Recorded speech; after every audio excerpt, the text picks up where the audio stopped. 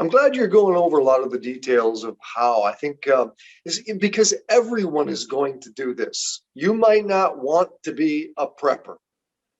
Too bad. At some point, when food gets expensive, when it prices you out of the market, when there's shortages, when there's far more shortages than there are now, it's just going to be economic. It's going to make sense. You're going to go to your neighbor. Oh, you've got some tomato seeds.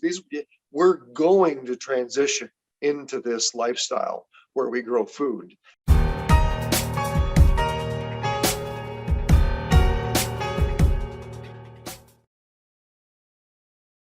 Inflation in the U.S. will climb between 6 and 9% by year's end, said Steve Hanke, who served on Ronald Reagan's Council of Economic Advisors. Said the rapid growth in money supply, work fueling asset prices. But the negative side to this, the rise in inflation in 2021 has been caused 100% by growth of the money supply. When inflation spikes, commodities like gold, silver, lumber, real estate have historically surged. Learn how simple it is to add physical gold and silver to your portfolio ahead of the rise in inflation and predicted price rises. Patriot Gold Group has a no-fee-for-life IRA where your IRA or 401k can be in physical gold and silver, and you may be eligible for the no-fee-for-life IRA. Call 1-800-356-4470 and get a free investor guide today. And the knowledge that Patriot Gold Group is Consumer Affairs' top-rated gold IRA dealer 5 years in a row from 2016 till present. Click the link in the description box below for more information. And now on with the video. Good afternoon, everyone. Glad you're joining us today. I have with me Dan Schultz. You will remember Dan from about 3 years ago when I was still living overseas. We had the most intense conversation at that time about the onset and the intensification of the grand solar minimum, the cycles, but at the same time, the solutions that were sort of on the distant horizon of things that we would need to do in our lives or manifest in our lives or create in our lives. Fast forward a few years, seems like just minutes ago, and here we are again with this conversation about solutions and things we can do with all the problems that are happening across the planet that a lot of is out of our own control of our hands unless we unite as a species to stop certain agendas moving forward. But that's, a very large scope to consider. But what can you do around what you can touch with your hands, your neighbors, your communities, things that are close at hand for you to create your own solutions inside the chaos? And a lot of people are talking about the problem, and that's great because you have to understand the problem first to then create the solution. So that's what we wanted to do today. So you can get your fill of negative news. Just go on any news outlet, and there's a bucket full of miles deep of that. Today, we wanted to sort of talk about the base layer of what the problem is, and then how we can come up with a solution. So we wanted to keep it on a very positive note. So by the end of our conversation, you walk away knowing that you have the power of your own fate in your hands, at least of what you can touch around you, and the ideas of empowerment of your friends, your families, and others to create something larger than just yourself around the periphery. Gardening is one easy thing, but there's so many others that we're going to talk about today. So how do we get ready and how do we prepare? Dan, I'm glad you're joining me because I know you're full of ideas. When I got your email, he's like, we got to talk about solutions. And I'm so happy we're talking about solutions versus just rehashing the same old problems that are here. Floor is yours. Thanks for joining. Yeah, it's a controlled demolition. They've gotten smarter.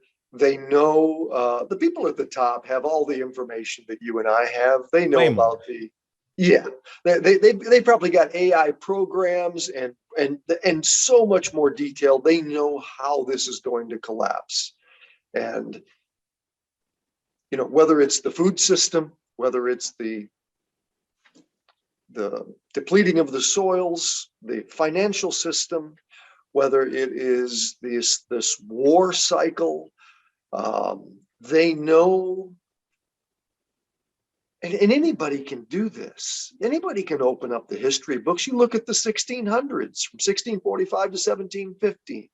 You can look at some of the ancient Chinese records. You did a great job of documenting the fall of Chinese dynasties during these climatic cycles. What really happens is the sun. As David says, it's not you, it's not CO2, it is the sun. And they know about these sun cycles. And what happens is there's a worldwide decline in food production. That has happened. We're years into worldwide decline. So what they're doing is they're controlling it. Instead of having it collapse and reacting to it, hungry people, they don't like governments that don't provide food. They are controlling this collapse. It's a controlled demolition. So once you see that, you too can be like the governments, and instead of being reactive, you can be proactive. That's what I'm proposing. And to pick up on the thread that I was mentioning earlier,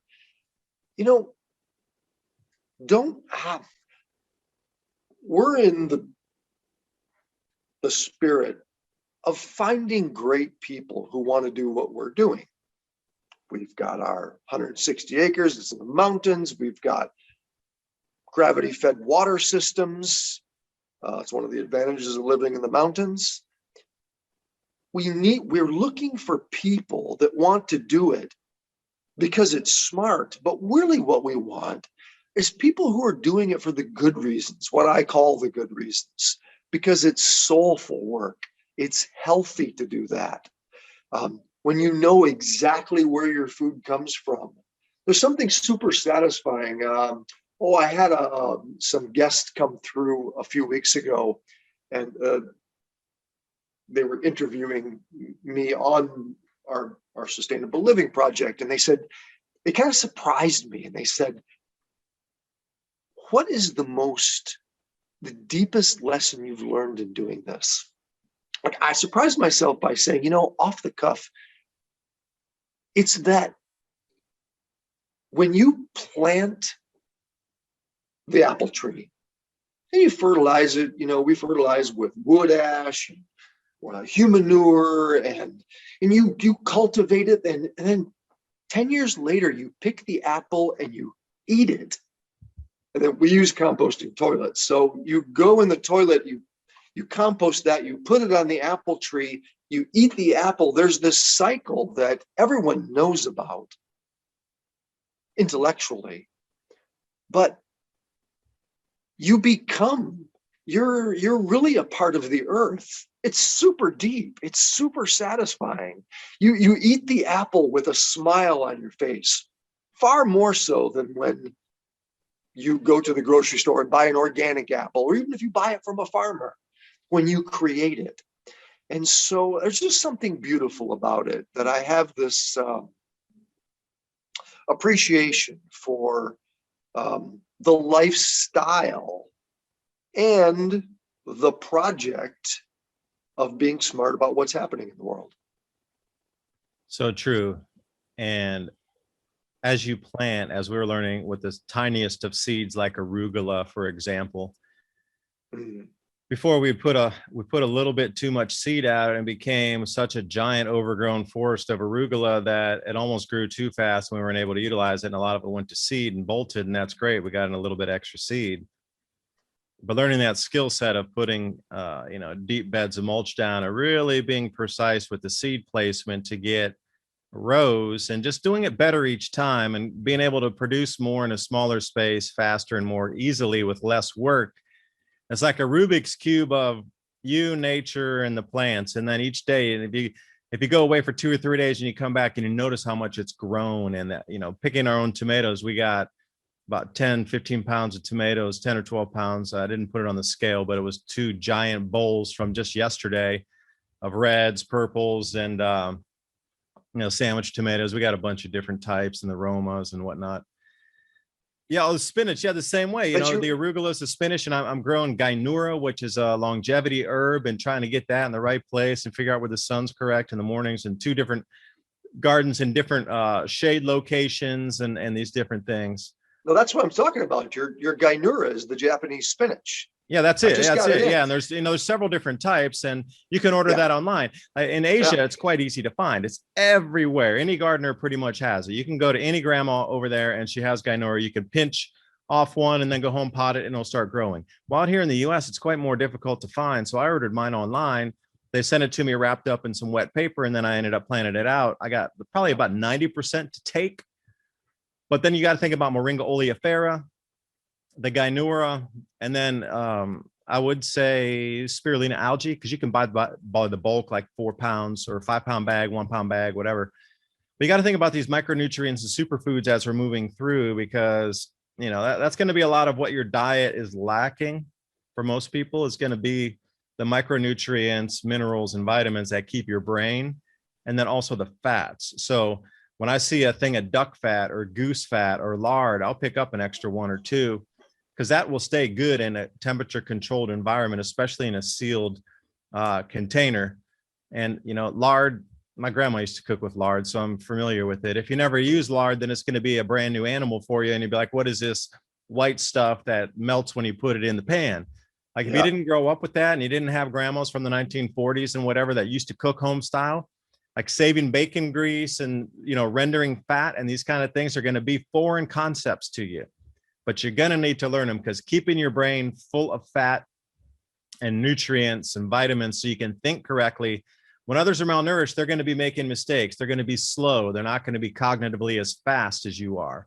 So think of it as being like the ultimate nootropic is keeping your brain at optimum functionality with what you put into it with food. When others are going to be lacking food, there's going to be a night and day difference on how people are going to start operating, especially when food gets more expensive. Yeah. People are going to start moving down the chain of value into junk food after junk food. Now, I eat and experiment with a lot of canned foods, mixing in fresh vegetables, because, in reality, people who do get ready for some of these changes are going to have a lot of canned foods. But I'm telling you from experience, you absolutely cannot continue to eat that stuff day upon day, meal upon meal as your main base of food source. You will absolutely need fresh to go in there. It's so sodium laden. And you can just taste, you get a difference in the feeling of the body. Go ahead and eat all your prep foods for 3 meals a day for 3 days and see how you feel. You're going to get sluggish. You're just not going to have that optimum, unless it's really good it's really good prepared foods with the optimum calories and everything else you need inside there.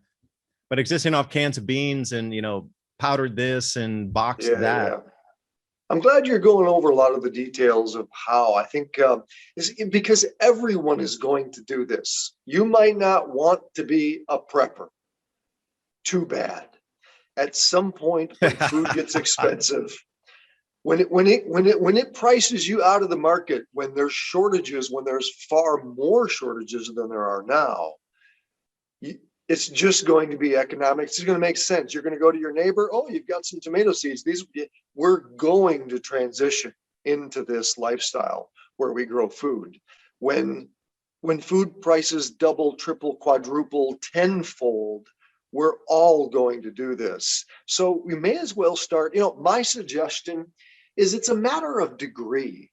I think a lot of people, and we have a thriving Airbnb eco cabin rental thing at our place. It's one of our connections to the economy, but it brings people in and they can see how we're growing food and how they can, wow, I can do that. Hey, I could get some chickens. Chickens are easy.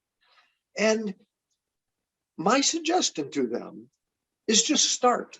It's Bill Mollison's, I think it's his 4th permaculture principle. The principle that he outlines, it's called obtain a yield. Just obtain a yield. That's the intention. And just start. It's only a matter of degree. So to the degree that you've exited the system will be to the degree that you're free. To the degree that you've exited the system is the degree that you will have a certain security and health and contentedness. And so my suggestion to people is just start, just obtain a yield. Go buy some tomato plants and plop them in the ground And then, like my favorite permaculture guy, Sepp Holzer, says, observe and you'll learn. And in a way, nobody can. We live off grid. We have solar panels, we have gravity fed water systems, we don't have a utility bill. And even us, we're not completely independent from the system. In a way, nobody can completely leave the system. You got to pay property tax. Even if you go find some BLM land, you probably want to fly out east to go to a funeral, or you need insurance for your car. We're going to have a foot in the door of the system. I think of it as bridging. We're bridging from the unsustainable to the sustainable. And it's a matter of degree. To the degree that you exit that system and become self-sufficient, is the degree that you'll be satisfied. Yeah, and I might add that we were considering doing chickens this year because the person I bought the land from had left an old chicken coop out the back. It's 20 feet long, 12 Nice. feet wide. And it was kind of, I wouldn't say in disrepair, but it needed a lot of work to bring it back up to a chicken coop. So we decided to take the wire off the outside. And since it was slanted roof, put the couplers back on and put the 4x4s and connect it, make it even, and then just used a cattle panel, and we're turning it into a greenhouse. Yeah. We're going to get into chickens next year, but to have a greenhouse during this time that's within eyesight of our house right here, really easy to get the water up there, because we were considering building another greenhouse, but on the back property where we'd need an extra electrical pump. We'd have to run extra electrical wires up there. And it's just something real quick, easy, and functional that we can get started this first year to have a greenhouse, so we can get everything ready to put out into the fields faster next year. And also through the winter, still to be able to grow the microgreens, still be able to have harvests off of the Gynura and all these other plants growing in pots in the greenhouse. So taking it to the next step of thinking about, all right, during the winter, yeah, we can have our winter veggies outside. We got the kales and the mustards and these types of things, the heavy leafy greens that love those cold temperatures, the cabbages and thing. But then we also want to have more supple greens that can be grown in a greenhouse, and it only, a 20-pound LNG cylinder, and you can, have a small heater in there. And we could probably, with that, we can even run a 100-foot extension cord up in there and bring a heater in there. That's how close it is. And, we're looking at functionality of putting thousands and thousands of extra dollars of running electrical cables up and then constructing the thing for an extra $10,000, $12,000, or starting off real small so we can make the mistakes close to home here, if you will. You betcha. Then scale it up the next year, because you're right. It's all about getting something, seeing your results, getting the yield in, and then improving it from right then. And then, well, okay, so we did a small greenhouse. It worked. We learned these mistakes. Now what happens when you go to the bigger one? Then what? The value of bringing agriculture indoors in greenhouses. We're actually right now putting together a 4,000 square foot. It's an earthship style. It's earth sheltered, earthship in its design greenhouse that we have Moringa oleifera. Moringa is an amazing plant. And we have mangoes and lemons and limes and avocados. And because as this climatic change happens, and as we want to create even more diversity and stability, there's only you can't grow mangoes where I'm at in the mountains, but you can indoors. And that variety is something that when you do start producing your own food, we do go to the grocery store at our place. We do, especially in the winter. But we don't have to. And I run that simulation all the time. What happens, the World Economic Forum is promising us a cyber attack. They're almost guaranteeing it. What happens when the lights go out and there's no gas, there's no grocery stores? What happens if we have a solar flare and it melts every copper wire on the planet? With our magnetosphere, that is possible. I think it is valuable to run these simulations in our minds. What happens if there's war and an EMP or whatever it is? what happens? How do we? And practicing, whether it's canning or smoking or salting, we have a root cellar for this purpose. How do, one of the things is that our food, our diet will actually probably improve because I'm not going to have much chocolate. Although I do have I do have a couple of cacao plants that aren't producing yet. But, our diet is going to be limited. We're going to have a much narrower and probably a healthier diet for most people. But you really want that diversity. And a greenhouse is something that that adds that diversity and a lot of security. How about a Faraday Root cellar? You can keep your Faraday electronics root safe and your food at the same time. You need Wow. if you're going to be, as long as you can ground out, I mean, that's the whole another thing, level. and those two super flares that came off the sun on the opposite side of the sun just a Yeah. few days back, I was watching Ben Davidson's video analysis of Yeah. that over at Suspicious Observers. And he was saying that, he was considering the next 20 years a 10% possibility of a massive CME coming in and frying, like you say, an enormous amount of electrical infrastructure on the planet. But now he's ticked that up to 25% possibility. Yep. And that's a huge jump for, somebody that's pretty conservative on their calls. I mean, Ben and I have argued back and forth about the onset and the, intensification of the grand solar minimum, which solar cycles are going to be, how intense it's going to be, and all these things back and forth. But I mean, that's a huge statement for him to go from 10% to 25%. That you have no idea what a gigantic jump that is. I mean, that is a massive jump. Yeah. Ben's very conservative. So when he says something like that, it means something. And we need to move forward and, find people, especially as everyone is divided and everyone is scared. And, people have this deer caught in the headlights look right now. They do. I look around, you go into town and they're not sure what to do. And I think the first thing is we find like minds. We need to know that we're not, first of all, people like you and I, generally, we feel alone.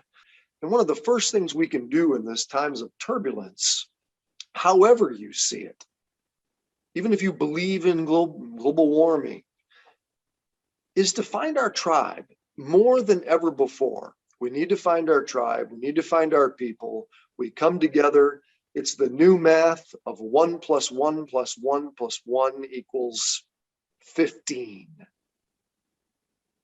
It does, especially when you're getting into the farm work and you're trying to divide tasks. We were doing it out here. Somebody came out and stayed with us for a little while, and having 3 people compared to 2 people, that extra one person that's just, they're full of energy and they're just go on this extra one task, while the other 2 are getting just the basic task done. For every one extra person you have, not only can they do an enormous amount of things, trimming, pulling, pruning, helping, cleaning, whatever, but then if you get 2 people, then that amplifies that secondary task need out there. And just to put it into perspective here, everywhere you look, they're talking about supply chain breakdowns. Now, most people would just of the mind frame think, all right, well, my local Costco is not going to have things. My Home Depot might run out of stuff. Joe's hardware store over there is getting low on supplies. But what entails the supply system, or the supply chain system as we know it, is everything that goes into the mega agribusiness that gets the food to your table is that supply chain also. People are so focused on the screwdrivers disappearing out of Home Depot that they're missing the amount of fertilizer that's going over to the tractors that now don't have parts. Yeah. And I was mailing a box to Asia just last week, and I used to remember that it went sea, land, air, or a combination of sea and land, or you could send it air. And they have these different categories and pricing depending on if you could wait a month for delivery, you could send it really cheap. That is no longer an option. I talked to the guy at the post office, and he said from now on, they're only offering air cargo, only through the US Postal Service overseas. And I said, that's really strange. It's like, yeah, well, the ports are shutting down, right? And I said, well, what do you mean? He's like, yeah, the ports are inefficient now, and they're having so many accidents of the workers there, and everything's banging up and containers are smashing into each other all over. The ports are really slowed down because of accidents from the people. Either they're not really trained, but they're forcing them to work over shifts and working them. and they haven't really worked at those kind of speeds and efficiencies before of new people coming on the job or whatever, but something's wrong with the ports. So then now the US Postal Service has shifted completely to air. That was a huge flag for me, going, whoa, whoa. And a guy telling me this in the Postal Service that the ports are all messed up, that they're going to go air from now on. That's a huge something happened there. So think about supply chains well beyond what's going to be stocked in your Walmart in terms of, you know, bits and trinkets of junk coming from China. Way beyond that, it is the actual mechanisms that get the food planted and harvested and into your belly. That's the supply chain that you need to be most concerned about. That's also lumped in with supply chain shortages. But the business cycle and MSNBC only want to focus on, you know, the pillows are coming low because there's no cotton sheets from this country now because the factory shut down in Bangladesh or something. I think it's so valuable to have these conversations because it's hard. We all have a normalcy bias. Life has been so easy. I think I'll retire. And there's not going to be any retirement for anybody. just get used to it. This is not going to happen. Our lifestyles are going to change, period. Our lifestyles are not going to have the decadence. We're not going to have, maybe, very possibly, and I might argue inevitably, we're not even going to have some of our basic needs met. And so this conversation about the different parts, and the different mechanisms and how they're breaking down and what this means, it is so valuable to understand that, because then we can accept. Maybe you accepted it 30 years ago when you understood how Social Security and Medicare had to work. But now, if you keep up, and I implore my own listeners to David Dubine's Adapt 2030, Ice Age Farmer. These are great channels to listen to. They catalog this those actual mechanisms and how they're breaking down and the changes that are occurring. If you know about these changes, then you can be smart about it.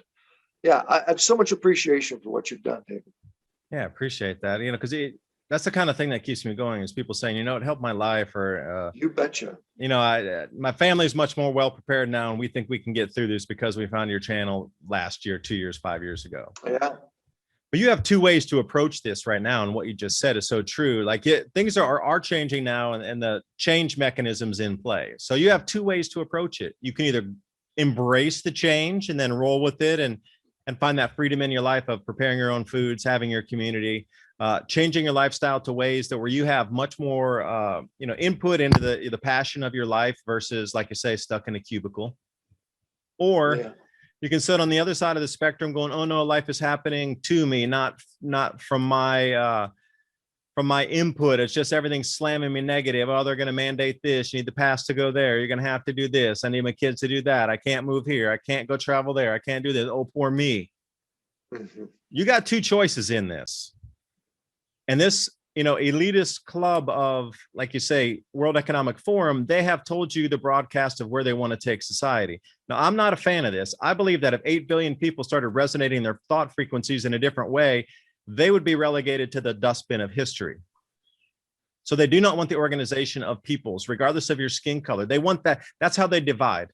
And now it's the division of your socioeconomic strata. Oh, he's making too much money. She's making too much. Oh, it's a they are taking. Oh, they got to be a multi-sex thing. Oh, now it's broken down into this, that, and the other. Oh, and every way that they can divide humans so we can't connect anymore, because the changes in the sun are going to allow our capabilities of manifestation to occur faster and at a more powerful level. So the more that we change in our manifestation capabilities of creating the reality around us, the more these elitists want us far apart. Like I saw this Australian article just yesterday where they said, you can't leave your homes and you can't even have a conversation with anybody. If you see anybody that you can't even talk to them. Don't talk to them. Stay 100% apart. Like, what are they so terrified of people having conversations about now? Where they're dissuading you or even telling you you're not allowed to have a conversation with another person. If they see you in a park outdoor, even though you both have the coverings on, they're still going to come and separate you, fine you, arrest you because you're just having a conversation, even though you might be 12 feet apart, 15 feet apart. Yeah, they're trying to control the situation. Yeah, you come at it two ways. You embrace it, embrace the changes, and know these changes are here. And if you can do the best you can to get through these on your own, outside the cities and outside the system, I think you're going to be quite okay, because that's the direction they want. This World Economic Forum crowd wants to take it. Everybody into self-sustainability, everybody off the fossil fuels, everything back to nature. And if you're moving that direction already, you're kind of going to the direction that is planned for people to be moved to in the end result.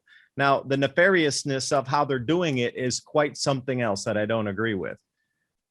So when you come at it, like the way they're doing it for this control mechanism to try to herd everybody, I don't know. It's just like this, like you see the African savanna animals, and they're all out there and they're doing their yearly migrations.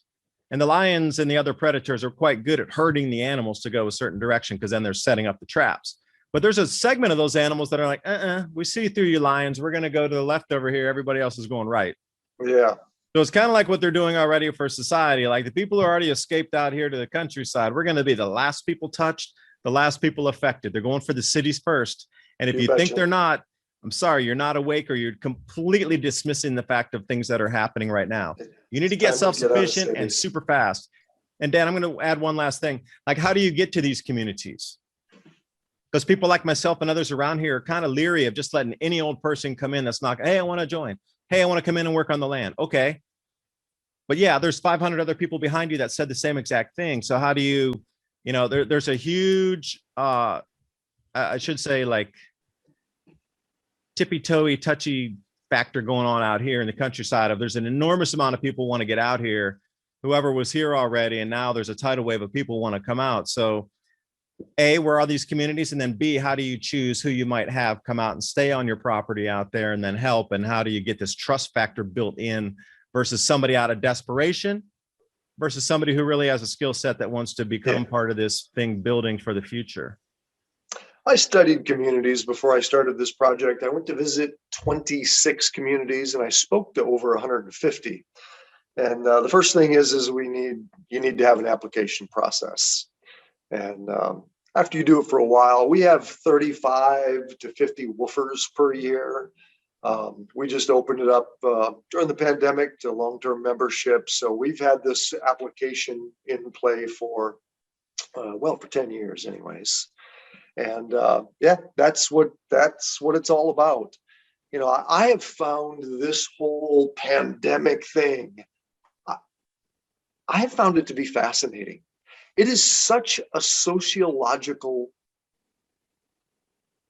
experiment in demographics, in the psychology of it. It's just been and it's better, it's more suspenseful than any novel or Hollywood movie. I can't wait to see what's gonna, and I was really curious, like things have lightened up this summer. And Howard, you know what? I find that most people they know this isn't over. They're not like, oh, okay, everything's back to normal. That is not what's happened with the general population in my area anyways. They're like, you know what? They are waiting for the other shoe to drop. They don't know what it is. They don't know how it's going to play out, but everybody knows the collective consciousness. I believe we are all psychic. We all pick up on that collective consciousness. And everybody knows this isn't over. And so, hey, I can round out our conversation by just saying, you know what? Find your people, find all the people that you're congruent with, that you think you can live with, that you can, marry your fortunes together, all of your human resources, and make it happen with your tribe. It's time for tribe. Yeah, it certainly is. And that's a great way to put it, because if you're listening to this broadcast, you need to be in motion right now, not thinking of, oh, could I maybe next week, next year, let's think about it in a few months. It's like you need to be actively getting your way out of the cities that you might be in. Yeah. Suburbs are a different sort of half step out to the countryside. Yeah. But as I was, talking with somebody else, you could be remote way out in the countryside And when I say that, I mean, you could be in the middle of a national forest of full pine trees where you're 35 miles down a dirt road living with Sasquatch up in the pine trees that you are not around anybody, but there's going to be no farming community. There's going to be nowhere for you to grow food except for what you grow. Or you can be incredibly remote out in the middle of a farming area. And that's a hugely different thing. Both are incredibly remote. Both are kind of at the end of the road, 3 turns down to the end of the road, down in a cul-de-sac and then up a gravel road somewhere. But the access to food and community versus being way out by yourself, way out in the middle of like the forest, so far at the end of a login road, way out there. I mean, they're both remote, but that's a far removed step from suburbs. So you're going cities, suburbs, countryside. And that's what we'll do. We'll have our immediate family, we'll have our community, and then we'll have our extended communities, and learning from other farmers that have done it and know the soil and the land and the climate and the cycles. We will all need to learn from each other. So true. And Dan, tell us, I'm really more interested, and I know everybody else is. Tell us how we can look up some information, find you, scope out what you've done. Let's see what you've done out on your homestead out there and your project and your acreage. That way, visually, if people can see it's been and has been done by another person, they get much more excited that if they can do it, I think I can do it too. Exactly. Yeah. Well, you can look at our website, which is maitreyamountainvillage.com. Yeah. Can you spell that out for us? Maitreya, Maitreya,